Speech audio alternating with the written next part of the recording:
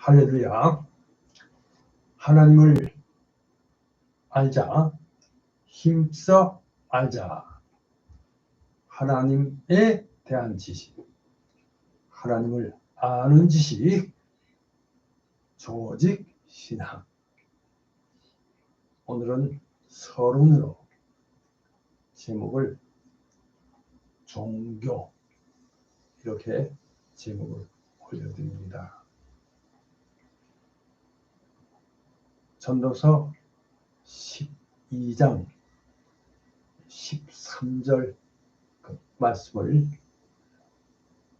오늘 중심으로 말씀을 드리겠습니다. 저는 벌써부터 호기심이 많은 아이였습니다. 그래서 그런지 이런저런 여러 가지 의문들을 끊임없이 생각해내곤 해서 그랬습니다. 자, 죄로 인하여 죄인으로 타락한 인류에 대해서 의문이 들어 많은 생각을 하게 되었습니다. 그러나 그 의문은 좀처럼 풀리지를 않고 저의 뇌리에서 사라지지를 않고 자리를 잡았습니다. 그러던 중 성인이 된 후 어느 날인가 성경을 읽던 중에 이 말씀을 읽게 되었습니다. 말씀이 이러합니다. 제가 한번 읽겠습니다. 디모데후서 3장 15절에서 17절의 말씀입니다. 자, 읽겠습니다. 성경을 알았나니 성경은 능히 너로 하여금 그리스도 예수 안에 있는 믿음으로 말미암아 구원에 이르는 지혜가 있게 하느니라. 모든 성경은 하나님의 감동으로 된 것으로 교훈과 책망과 바르게 함과 의로 교육하기에 유익하니 이는 하나님의 사람으로 온전하게 하며 모든 선한 일을 행할 능력을 갖추게 하려 합니다. 디모데후서 3장 15절에서 17절의 말씀으로 사도 바울이 사랑하는 제자 디모데에게 한 서신서에서의 말씀입니다. 바로 이 말씀을 근거해서 성경에서 그 의문을 알았습니다. 그래서 오늘은 기독교 믿음의 근간이라고 할 수 있는 조직 신학에서 가르치는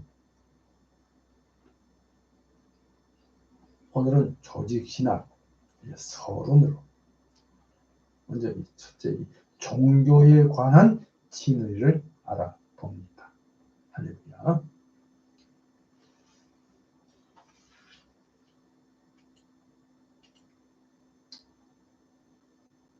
자, 우선 먼저 말씀드릴 것은 박평용 박사의 저서인 조직신학을 중심으로 해서 말씀을 드립니다. 자, 그럼 먼저 첫째로 1. 자, 신학이란 무엇인가? 자, 신학은 말 그대로 하나님에 관한 학문입니다. 자, 이렇게 말씀드리면서 여기서 학 혹은 학문, 그래서 이 과학이란 체계적 연구로 얻어진 사실들이나 원리들에 대한 지식, 즉 어떤 주제에 대한 체계적 지식을 의미한다고 말씀드리겠습니다. 그러므로 신학이란 하나님과 그의 진리들에 관한 체계적 지식이라고 말씀드립니다. 이것을 조직 신학이라고 합니다. 자, 그 두 번째입니다. 이 신학의 5 분야가 되겠습니다. 넓은 의미에서의 신학은 이렇게 5 가지의 분야들로 나뉩니다.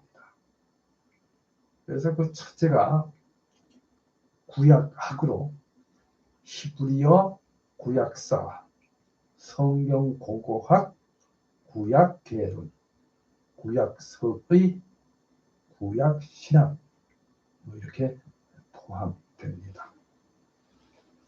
그리고 둘째로는 신약학입니다.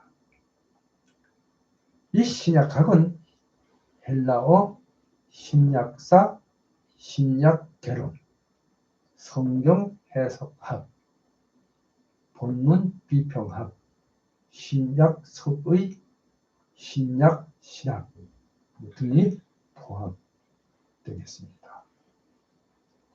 자, 그리고 하나 더. 이번엔 조직신학입니다.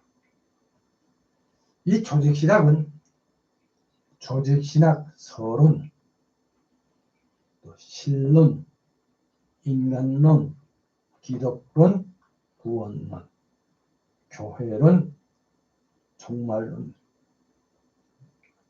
그 다음에 여기에 더해서 현대신학, 변증학, 윤리학 이렇게 포함됩니다.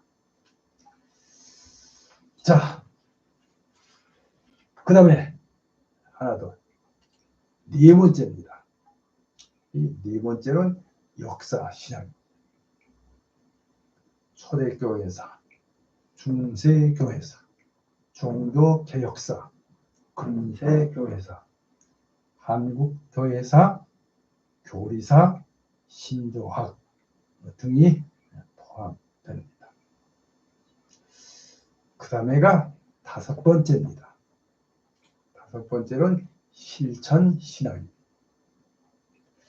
이 실천신학은 목회학, 설교학, 예배학, 교회 행정학, 교회 정치학, 선교학, 기독교 교육학, 교회 음악학 등이 포함됩니다. 자, 이렇게 말씀을 드리고요.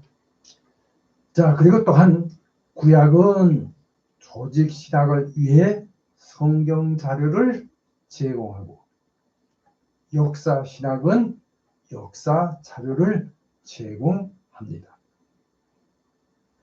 또한 구약학부터 역사 신학까지는 이론 신학이고, 실천 신학은 적용 신학입니다.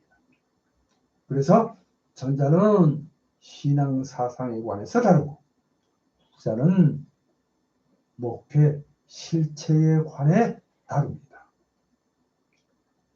자, 이렇게 넓은 의미에서의 신학의 이 5 분야 중에서 본래의 신학이 의미했던 이제 이 조직 신학은 7 주제로 구성됩니다. 자, 그래서 조직 신학의 7 주제, 조직 신학 7론 이렇게 말씀을 드립니다. 자, 그럼 조직 신학 7론은 첫째로 1번 조직 신학 서론 얘기했습니다. 이 조직 신학 서론은 기독교 교리의 기초가 되는 성경에 관해서 다룹니다. 그러니까 거기에는 신학의 개념과 성격, 또 신학의 필요성과 분야들, 또 신학의 역사, 신학의 방법, 종교와 계시, 특별 계시와 성경, 성경의 정경성, 성경의 신적 권위성, 성경의 본문 문제, 성경의 명료성과 해석 원리들 등이 포함됩니다.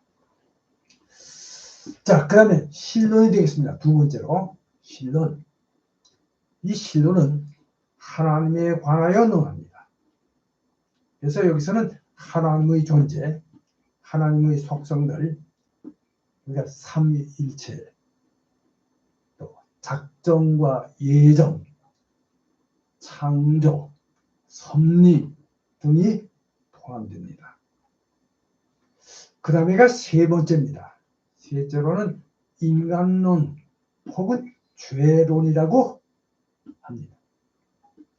자, 이 인간론 혹은 이 죄론은 사람에 관하여 다룹니다.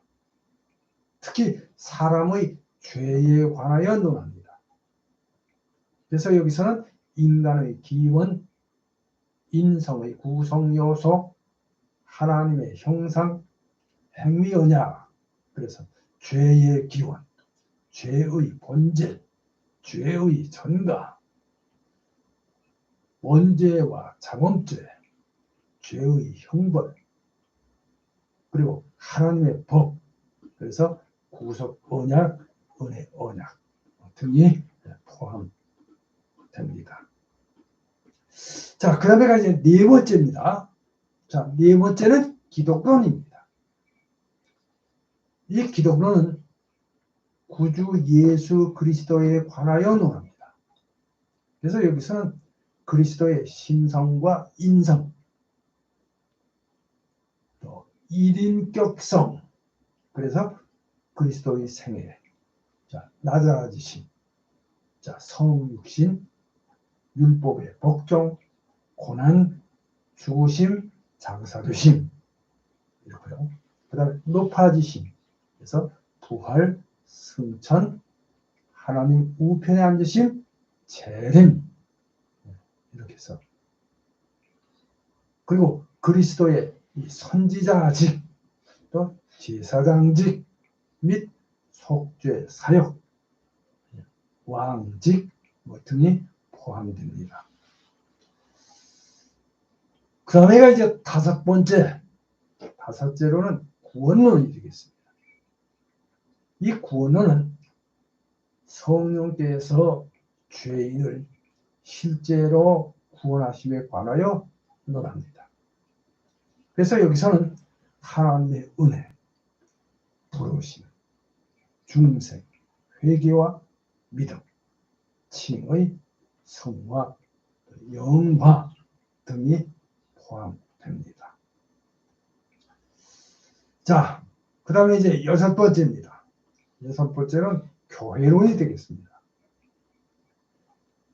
교회론은 구원받은 성도들의 모임인 교회에 관하여 논합니다. 여기서는 교회의 본질, 교회의 속성, 교회의 권세와 임무, 교회의 조직, 말씀, 성례, 기도 등이 포함됩니다. 할렐루야. 자, 그 다음에 마지막으로 일곱 번째가 되겠습니다. 자, 일곱째로는 종말론, 그렇게 되겠습니다. 일명 내세론이라고도 합니다. 여기 종말론은 성도들의 소망에 관하여 논합니다. 그래서 여기서는 몸의 죽음과 영혼 불멸, 죽음 후의 이 상태로 그리스도의 재림, 죽은 자의 부활과 휴거, 천년 왕국, 마지막 심판, 천국과 지옥 등이 포함됩니다. 이렇게 해서 이상은 이제 올해 금년 이 한 해 동안 우리가 또 배울 이 조직신학의 골자를 간단히 말씀을 드렸습니다. 자, 우선 그러면 이제 오늘 서론입니다. 서론. 먼저 종교, 이렇게 오늘 제목이 되겠습니다.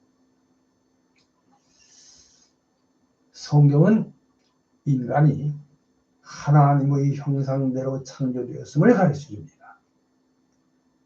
그래서 사람이 영원을 사모하거나 추구하는 것은 사람은 누구나 가장 마음 깊은 곳에 종교 의식을 가지고 있기 때문이라는 것입니다. 그러니까 즉 사람의 심령에 하나님을 알만한 것이 있기에 그렇다 하겠습니다. 자, 이에 대해서 성경 말씀 한번 읽어보겠습니다. 전도서 3장 11절 말씀입니다. 제가 읽겠습니다. 하나님이 모든 것을 지으시되 때를 따라 아름답게 하셨고 또 사람들에게는 영원을 사모하는 마음을 주셨느니라. 그러나 하나님이 하시는 일의 시종을 사람으로 측량할 수 없게 하셨도다. 자, 이렇게 전도서 3장 11절 말씀입니다. 자, 그 다음에 한 구절 더 읽어드리겠습니다. 로마서 1장 19절에서 20절까지 말씀입니다. 계속해서 읽겠습니다. 로마서 1장 19절에서 20절입니다. 이는 하나님을 알만한 것이 그들 속에 보입니다. 하나님께서 이를 그들에게 보이셨느니라. 창세로부터 그의 보이지 아니하는 것들 곧 그의 영원하신 능력과 신성이 그가 만드신 만물에 분명히 보여 알려졌나니 그러므로 그들이 핑계하지 못할지니라. 자, 아멘. 자, 여기까지. 그러니까 자, 인간이 범죄하여 타락했다고 해도 하나님의 형상을 지닌 자로서의 그 위치를 완전히 잃어버린 것은 아니어서 비록 인간의 죄의 성품은 종교를 끊임없이 반대하지만 종교의 본능만은 남아있는 것입니다. 할렐루야. 따라서 지구상의 모든 민족과 종족들에게는 각기 다른 형태이기는 하지만 종교가 존재한다는 것을 선교사들은 증거하고 있습니다. 할렐루야.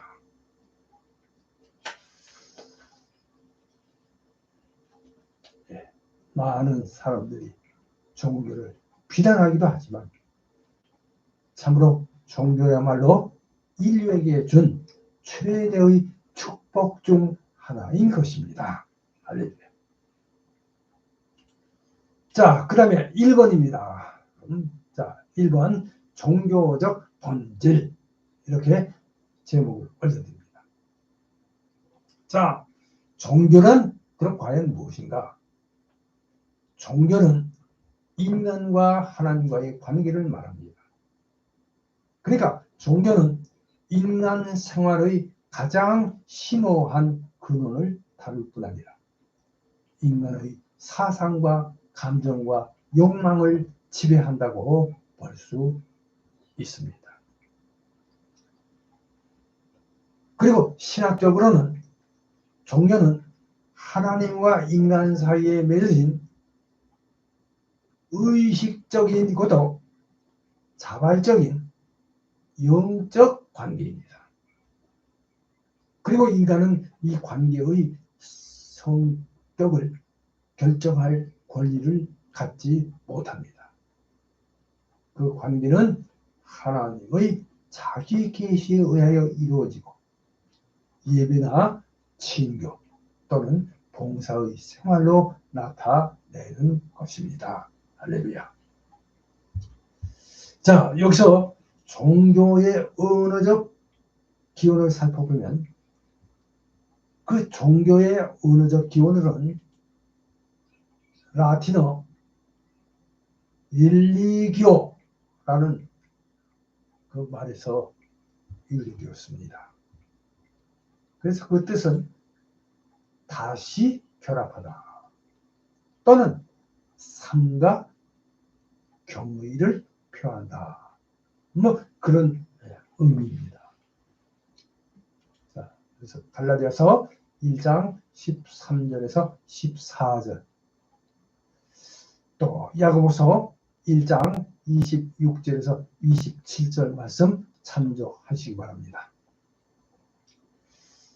자, 죄로 인해 사망에 처한 인간이 예수 그리스도를 믿음으로 말미암아 생명의 근원이신 하나님과 다시 결합하는 것이 참된 종교의 실상인 것입니다. 할렐루야. 자, 이렇게 이제 성경은 종교를 하나님께 대한 경외, 구약, 여기서 경외라는 말은 공포의 감정이 아니라 하나님을 두려워하는 마음에서 우러나오는 존경의 감정이며 사랑과 신뢰가 조화를 이룬 감정인 것입니다. 구약 성도들이 율법 계시에 대해 경건한 호응을 보인 것이며 복음에 대한 신앙과 경건의 태도, 여기 신앙으로 묘사하고 있습니다. 자, 율법보다는 복음에 대한 반응을 나타내는 것으로 신앙과 경건의 태도를 뜻하는 것으로 성경에 비추어 보면 종교는 인간의 하나님에 대한 관계, 곧 하나님의 절대적 존엄성과 무한한 능력을 의식하고 인간 자신의 비천함과 연약한 상태를 깨닫는 것이라 하겠습니다. 그러므로 종교란 하나님에 대한 의식적이고 자발적인 영적 관계, 특히 감사의 예배와 사랑의 봉사 행위에서 표현되는 것으로 정의될 수 있습니다. 자, 그러므로 종교의 본질에 대한 역사적 개념은 자, 하나님, 계시, 신앙, 이 3 원리를 포함하고 있는 것입니다. 할렐루야. 자, 그 다음에 이번에는 두 번째로 이 종교의 기원이 되겠습니다.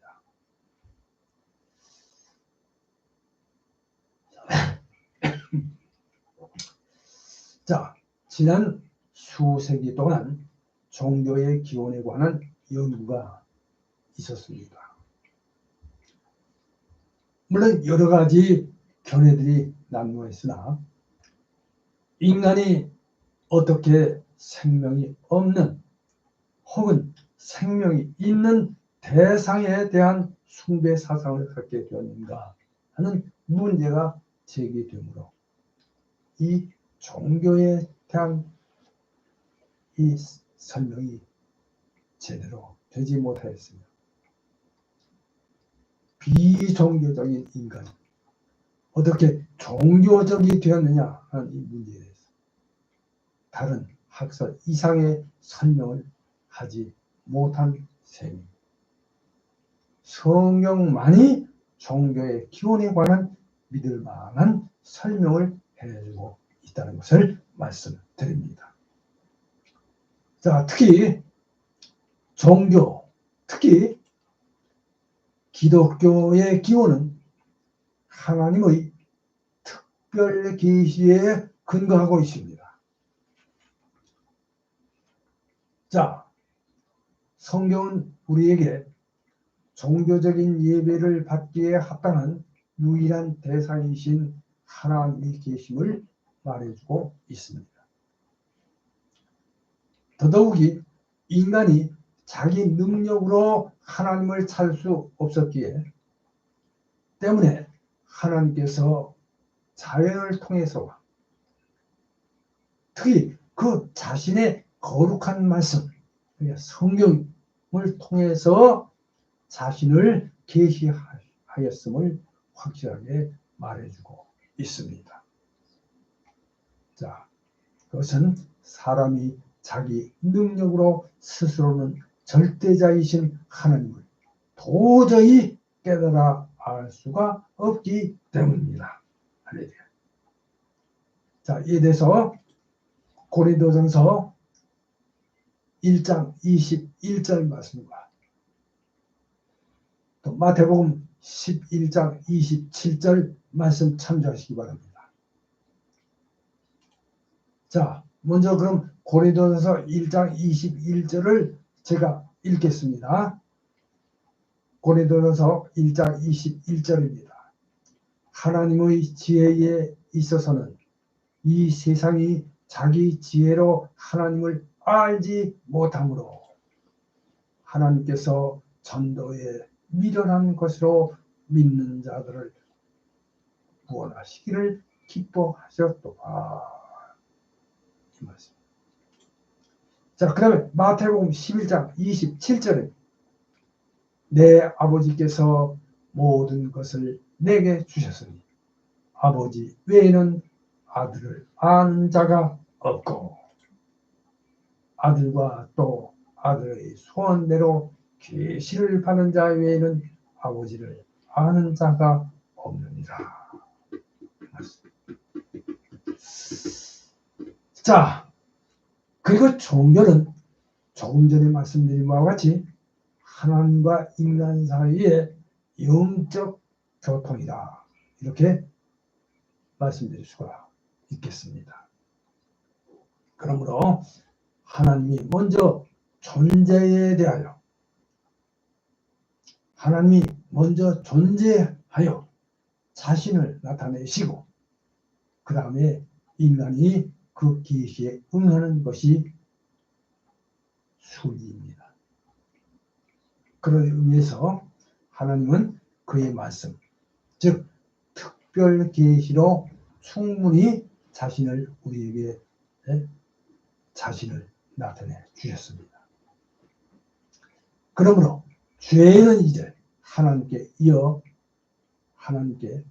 이에 타당한 섬김과 예배를 드릴 수가 있게 된 것입니다.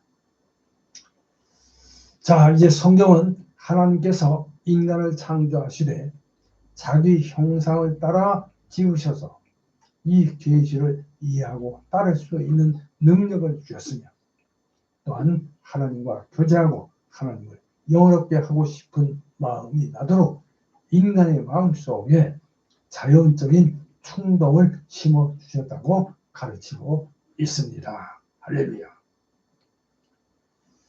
자, 이제 그 다음에 세 번째입니다. 종교의 처소, 이렇게 제목을 올려드립니다. 자, 인간에게 있어서 종교의 처소, 그러니까 자리입니다.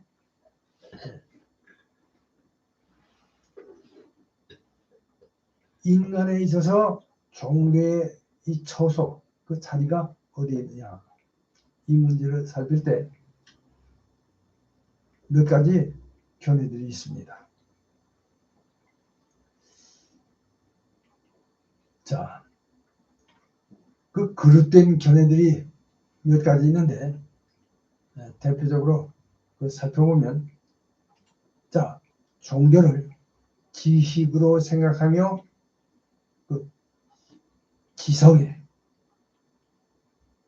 또 종교를 하나님께 대한 일종의 직접적인 느낌으로 간주하여 이 감성에서, 또 종교를 도덕적 행위로 성립되는 것으로 생각하고 의지에 두기도 합니다.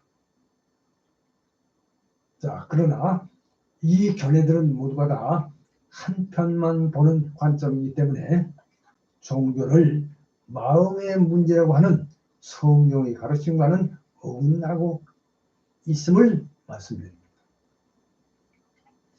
자, 그래서 한마디로 말씀드려서 유일하고도 정당한 성경적 견해에 의하면 종교의 처소는 사람의 마음에 자리 잡고 있다. 이렇게 말씀을 드립니다. 자, 성경 심리학에 의하면 마음은 영혼의 중심적 기관이라고 합니다. 그러니까 인간의 마음에서부터 인간의 모든 생활, 사상, 감정, 그리고 의지의 모든 문제가 나오는 것이기 때문입니다. 할렐루야. 이에 대해서 잠언서 4장 23절 말씀 참조하시기 바랍니다. 제가 한번 읽겠습니다. 잠언서 4장 23절입니다. 모든 지킬 만한 것 중에 더욱 네 마음을 지키라. 생명의 근원이 이에서 남이니라 말씀하셨습니다. 할렐루야. 참고하시기 바랍니다. 자, 이렇게 사람의 마음은 사람의 전 도덕 생활의 중심이요 영혼의 인격적 기관이기 때문입니다. 할렐루야. 따라서 이 마음에서부터 생활, 사상, 의욕, 정서가 나옵니다. 그래서 여기서 마음은 지성, 로마서 10장 13절에서 14절, 히브리서 11장 6절 말씀 참고하시기 바랍니다. 그 다음에 감성, 시편 28편 7절, 30편 12절, 그 다음에 의지, 로마서 2장 10절, 13절, 야고보서 1장 27절, 요한 1서 1장 5절에서 7절 이렇게 지성, 감성, 의지를 마음은 지배합니다. 자, 그러므로 인간이 하나님께 바쳐야 할 것은 마음이라 말씀드리겠습니다. 이에 대해서 신명기 30장 6절 말씀을 참조하시기 바랍니다. 자, 그리고 또한 이 마음은 한 인간의 지혜, 또 지성, 또 감정, 그리고 그의 도덕 생활을 내포하기 있기 때문에 이렇게 보는 것이 종교를 바르게 평가하고 인간 생활에 있어서의 종교의 본질에 대한 바른 견해라 이렇게 말씀을 드리겠습니다. 자, 이제 결론을 말씀드립니다. 결론입니다. 이제 우리는 마음을 다하고 목숨을 다하고 뜻을 다하고 힘을 다하여 하나님을 사랑하여야 합니다. 결론적으로 종교인은